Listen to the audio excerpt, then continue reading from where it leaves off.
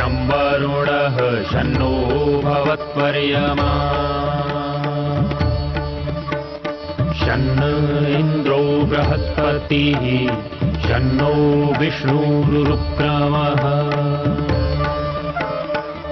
ॐ शान्ति शान्ति शान्तिः।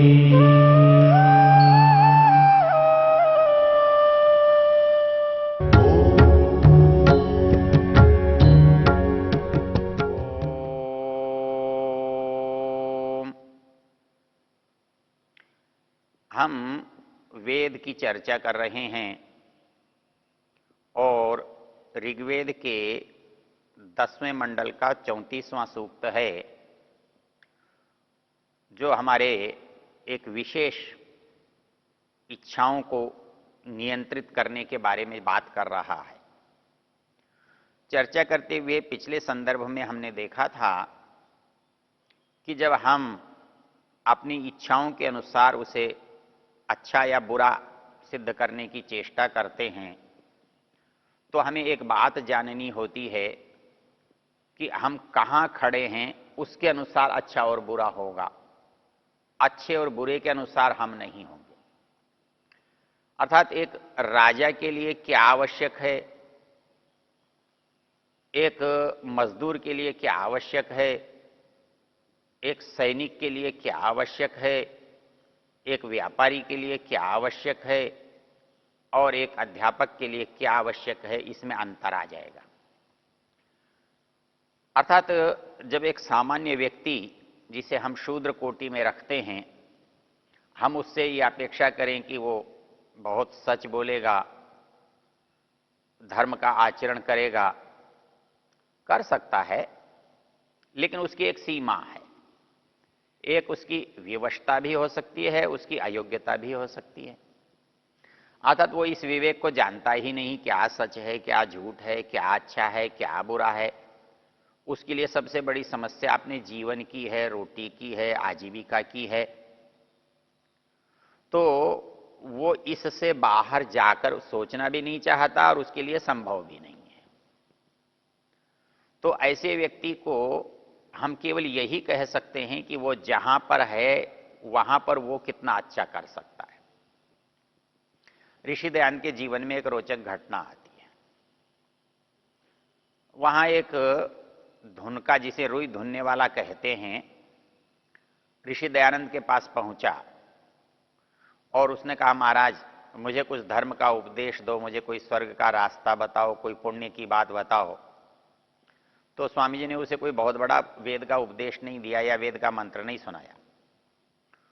उन्होंने कहा कि जितनी रुई तुम ग्राहक से लेते हो उसी अनुपात से उसको लौटा दो। यही तुम्हारा सबसे बड़ा धर्म और सबसे बड़ा पुण्य है, इसी से तुम्हें स्वर्ग मिलेगा।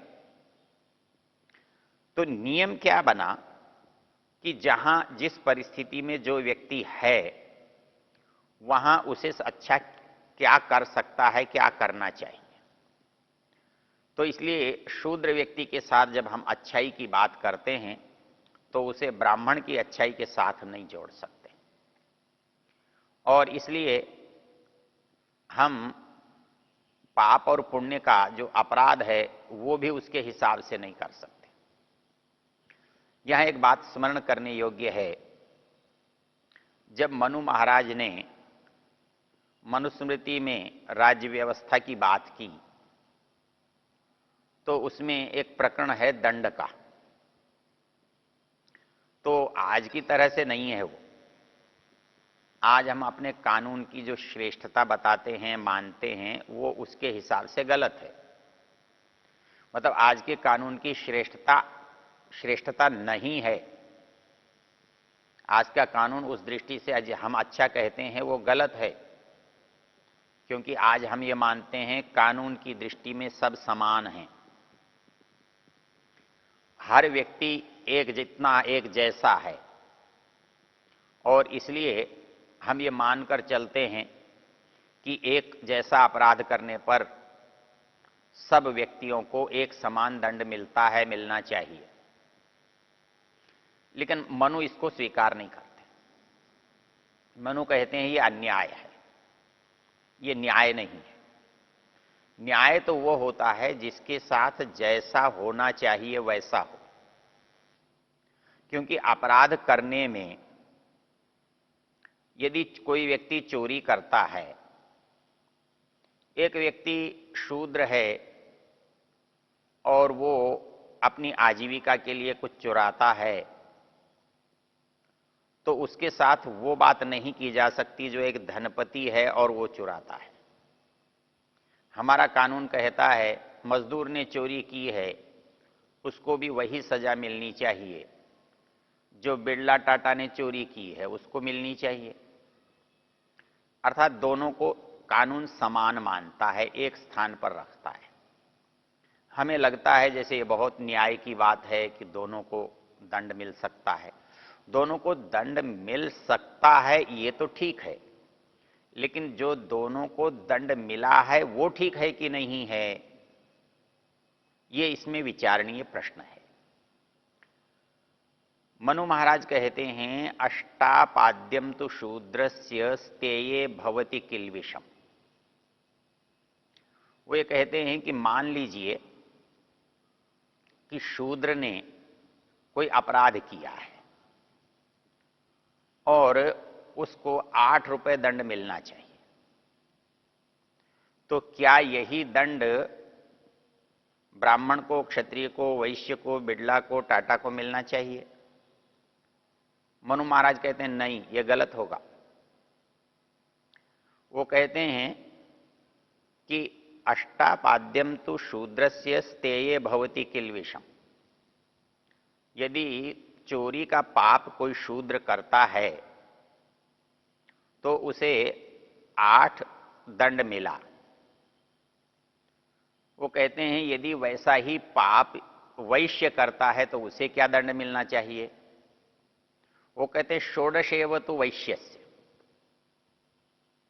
यदि वही अपराध वैश्य करता है तो उसे 16 दुगना मिलना चाहिए। अर्थात जो वैश्य को 8 रुपए मिला तो वैश्य को 16 रुपए दंड मिलना चाहिए, दुगना दंड मिलना चाहिए। और इतना ही नहीं, वो कहते हैं द्वात्रिंशत् क्षत्रियस्य तु।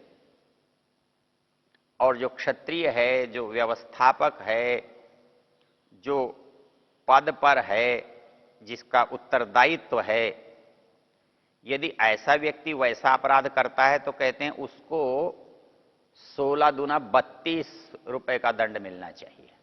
अर्थात शूद्र से 4 गुना अधिक। और इसी क्रम में चतुष्षष्टि ब्राह्मणस्य, और ब्राह्मण को 64 मिलना चाहिए। अर्थात 8 शूद्र को, 16 वैश्य को, 32 क्षत्रिय को और 64 ब्राह्मण को। और इतना ही नहीं, शतम वापि पूर्णम भवेत। ब्राह्मण को 100 रुपए का दंड होना चाहिए यदि शूद्र को 8 रुपए का दंड होता है। अब ये न्याय व्यवस्था आप यदि विचार करके देखें तो इसमें समानता नहीं है। कहां 8 रुपए और कहां 100 रुपए। और वो कहते हैं इससे भी दुगना हो सकता है, 100 हो जाए, 120 हो जाए। तो यदि इतना बड़ा दंड दिया है तो आप इसे अन्याय कहेंगे आज के कानून में। लेकिन मनु कहते हैं ये न्याय है, क्योंकि दंड जो है काम पर नहीं दिया जा रहा है, काम के इरादे पर दिया जा रहा है, काम के विचार पर दिया जा रहा है, अभिप्राय पर दिया जा रहा है। शूद्र का अभिप्राय बड़ा हो ही नहीं सकता। वो केवल अपने लिए कोई बात करेगा, व्यक्तिगत जीवन के लिए करेगा, भूख प्यास से जुड़ा होकर करेगा, छोटे लोभ के लिए करेगा। लेकिन जो व्यक्ति जितना शिक्षित है उसका सोच का दायरा जो है वो उतना ही बड़ा होता है। इसलिए उसकी क्रिया जो है वो बड़े पाप को जन्म देने वाली होती है। उसका विचार वही होने पर भी बड़े क्षेत्र को प्रभावित करता है। इसलिए मनु महाराज कहते हैं कि यदि शूद्र के लिए 8 पण दंड है तो वो क्षत्रिय वैश्य के लिए 16 होना चाहिए। और उसके अतिरिक्त तो जो जिम्मेदार है, जिसका दूसरों पर प्रभाव पड़ता है, जिसका शासन चलता है, जिसका आदेश चलता है, ऐसा व्यक्ति यदि गलत करता है तो उसको तो और भी अधिक दंड मिलना चाहिए, 32 होना चाहिए, दुगने से भी चौगुना होना चाहिए। तो ये कहता है कि और ब्राह्मण क्योंकि सबसे समझदार है, सबसे अधिक बुद्धिमान है, सबसे अधिक सम्माननीय है, सबसे अधिक आदर उसे दिया जाता है, इसलिए ऐसा व्यक्ति दंड का भी उतना ही बड़ा भागी है। अब इसमें दोनों चीजें समझने की हैं। समझने की क्या है, हम सोचते हैं उसको दंड ज्यादा दिया गया, पर एक बात हम भूल जाते हैं, उसे सम्मान भी तो अधिक दिया जाता है। एक मजदूर को तो मजदूरी जो देते हो 100 रुपए देते हो, लेकिन एक वैश्य जो है वो कमाता है तो 1000 10,000 रुपए कमाता है, एक अपराध करके 1000 लाख रुपए कमाता है। तो जिसने 100 रुपए कमाए अपराध करके 200 कमा लिए, उसको जो दंड होगा तो उसको वही दंड नहीं हो सकता जिसने वो इतना ही अपराध करके 1000 10,000 रुपए लाख रुपए कमा लिए।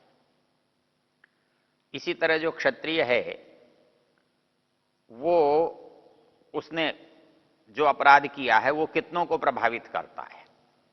एक गलत आदेश जो है, एक अपराधी को छोड़ना जो है, एक अच्छे व्यक्ति के साथ अन्याय करना कितने लोगों को प्रभावित करता है, इसलिए उसका दंड उतना ही अधिक होना चाहिए। और ब्राह्मण सबसे समझदार माना गया, सबसे अधिक सम्माननीय माना गया है। जो सबसे अधिक सम्माननीय है इसलिए उसको दंड भी सबसे अधिक मिलता है।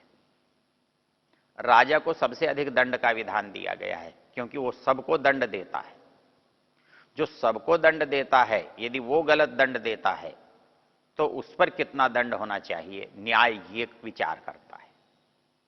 तो यहां पर हमारी जो समझने की बात है कि व्यक्ति जो काम कर रहा है उसके साथ केवल कार्य नहीं, कार्य की परिस्थिति पर भी विचार होना चाहिए। कार्य करने वाले व्यक्ति ही नहीं, व्यक्ति की योग्यता, गुण, दोष, विचार, इरादे पर भी विचार होना चाहिए। और यदि ऐसा विचार होता है तब हम ठीक न्याय कर सकते हैं। क्योंकि हम यदि योग्य हैं, समझदार हैं, तो हम बड़े अपराधी बनते हैं। तो इस दृष्टि से मनु महाराज ने जो बात कही है वो भले ही आज के न्याय की दृष्टि से संगत न हो पर उचित वही है। और इसलिए हम न्याय में भी इस बात को देखते हैं कि परिस्थिति क्या है, उसकी योग्यता क्या है, उसकी मजबूरी है या इच्छा है। आप जानते हैं कि फांसी का जो दंड है उसमें भी 2 भेद होते हैं। मृत्यु का जो दंड है उसमें भी 2 भेद होते हैं। एक मृत्यु मैं किसी की करता हूं तो सोच समझ के करता हूं, इसके लिए कहा गया है इरादे से करता हूं, इरादतन करता हूं। मुझे किसी की हत्या करनी है, मुझे उसे जान से मारना है, ऐसी योजना बनाकर मैं किसी को जान से मार देता हूं। और एक लड़ते हुए किसी की खोपड़ी में कहीं मुक्का ऐसे स्थान पर लग गया कि वो मर गया। वहां मारना मेरा उद्देश्य नहीं था, मेरा विचार नहीं था, मेरा इरादा नहीं था, मेरी योजना नहीं थी। मृत्यु वहां भी हुई जब मैंने विचारपूर्वक किसी की हत्या की, और मृत्यु वहां भी हुई जहां मैंने बिना विचारे किसी की हत्या की, आवेश में किसी की हत्या की। इसलिए यहां दंड बदल जाता है। मुझे फांसी के स्थान पर आजीवन कारावास हो सकता है। हम जब विचारपूर्वक किसी का बुरा करते हैं तो अपराध अलग श्रेणी में आता है, और अकस्मात आवेश में बिना विचारे जब कोई अपराध हमसे हो जाता है तब उसका दंड अलग होता है। ये आज की परिस्थिति में भी हम अनुभव करते हैं, देखते हैं। इसी बात को मनु महाराज ने बड़े विस्तार से अपने विवेचन में लिया है। तो शास्त्र ये कहता है कि दो चीजों पर आपको विचार करना है। एक व्यक्ति किस आश्रम में है और कौन से वर्ण में है। ब्रह्मचारी, गृहस्थ, वानप्रस्थ, सन्यास। ब्रह्मचारी को सच बोलने का अभ्यास करना है। गृहस्थ को यथासंभव सच बोलना है। वानप्रस्थ को सच बोलने के लिए दृढ़ होना है। और सन्यासी को सच पर ही टिका रहना है। इसलिए सच बोलने की जब बात आएगी, वर्ण में तो ब्राह्मण है और आश्रम में सन्यासी है। क्यों? ये किसी के बंधन में नहीं, इनके सामने कोई बाधा नहीं है। और बाधा कितनी नहीं है, इसके लिए मनु महाराज की एक पंक्ति इस समय में देखने के योग्य है। जो शूद्र है उसको आजीविका से वश में किया जाता है। वो आजीविका के माध्यम से कुछ भी उल्टा करने के लिए बाध्य होता है। जो वैश्य है उसकी धन संपत्ति के छीने जाने के डर से वो झूठ बोलता है, वो अनुचित काम करता है, वो अच्छे काम करने से डरता है। जो क्षत्रिय है वो अपने अधिकार को छीन जाने के डर से, वो अपनी प्रतिष्ठा के समाप्त होने के डर से वो न्याय के विरुद्ध चला जाता है, वो अन्याय का पक्ष ले लेता है। अब ब्राह्मण के पास न तो आजीविका का डर है, क्योंकि उसे तो भिक्षा करनी है, उसे कोई मजदूरी नहीं करनी। मजदूरी करने वाले को डर है कि मजदूरी मिलेगी या नहीं मिलेगी, कम मिलेगी या अधिक मिलेगी। लेकिन भिक्षा करने वाले को क्या डर है? एक घर से भिक्षा नहीं मिलेगी, दूसरे से मिलेगी, दूसरे से नहीं मिलेगी, तीसरे से मिलेगी।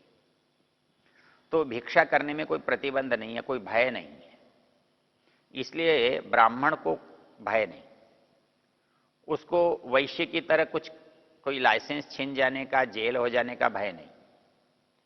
उसे क्षत्रियों की तरह का भी भय नहीं है, कोई उसकी प्रतिष्ठा छीन लेगा, कोई उसका पद छीन लेगा। अब उसके पास केवल एक भय बचता है, वो भय है उसके सम्मान का भय।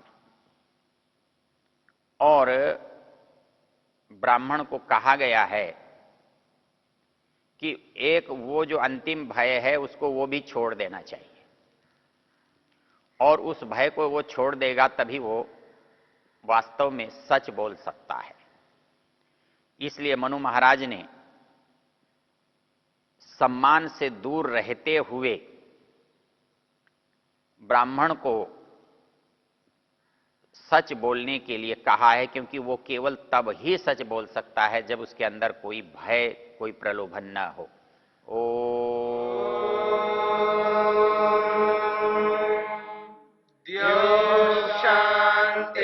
शांतिरंतरिक्षं शांति पृथिवी